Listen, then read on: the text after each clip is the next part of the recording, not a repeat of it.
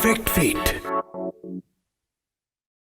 Hi everyone, welcome to Cricketry, brought to you by the Papare.com and Moose Clothing, the perfect fit. What a fantastic game we've witnessed once again in Pallekelle. The crowd certainly got their money's worth today as well. 26-run win for Sri Lanka in a shortened game. Didn't have the best batting performance, you could say, just 220 for 9 on the board when the rains came down here in Pallekelle, but they did fantastically well to defend the total against a almost full strength Australian batting lineup with the likes of Maxwell coming in at number 7. Just to summarize what happened in the first innings, Sri Lanka put into bat by Aaron Finch after he won the toss. There was a bit of cloud cover in the area, so I think the Australians planned on DLS coming into the game as well, so they chose to field first here,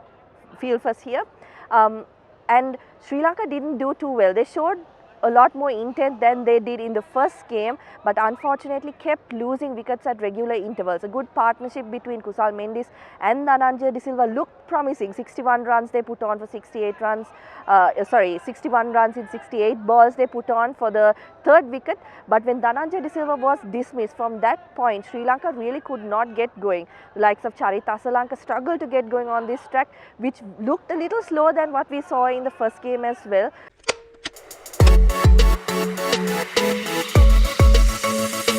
මුළු ලෝකෙම වෙලා උඩු යටි කුරු අපි අල්ලගන්න යන්න පුංචි පුංචි තරු අපිට සෙට් වෙන්න ෆිට වෙන්න විසිතුරු මේ perfect fit එක maru Moose, the perfect fit. Dasun Shanaka looked fantastic in the middle once again. He looked like he was set for a big one once again, but unfortunately succumbed to the pressure because Dunith Wellalage couldn't really get going on the other end. Sri Lanka, of course, playing one less batting option in this game with Wanindu Hasaranga forced out due to a groin strain. But nevertheless, the latter order put on a few good partnerships and Sri Lanka ended with 220 for 9 when the rains came down. Australia were given a revised target of 216, and once again they started off steadily. Aaron Finch and David Warner going well in that opening first 10 overs. Dhananjaya De Silva, the unlikely striker for Sri Lanka in the early stages, got 2 wickets to his name, but Australia were looking comfortable right through the game despite losing wickets as they had done in the first game. They kept losing wickets at regular intervals, but as long as that man Glenn Maxwell was to come or at the crease, Sri Lanka were always in trouble. But then came Chamika Karunaratne. What a game he had. Just made an impact with every single time he was given the opportunity. Picked up Glenn Maxwell and then ran out Alex Carey in the same over to completely turn things around for Sri Lanka. At that point, Australia needed more than 40 runs to get to the total, and when Dunith Wellalage took a phenomenal catch in the deep to dismiss Pat Cummins in the next over, Sri Lanka were well and truly back in it, and it was their game to lose.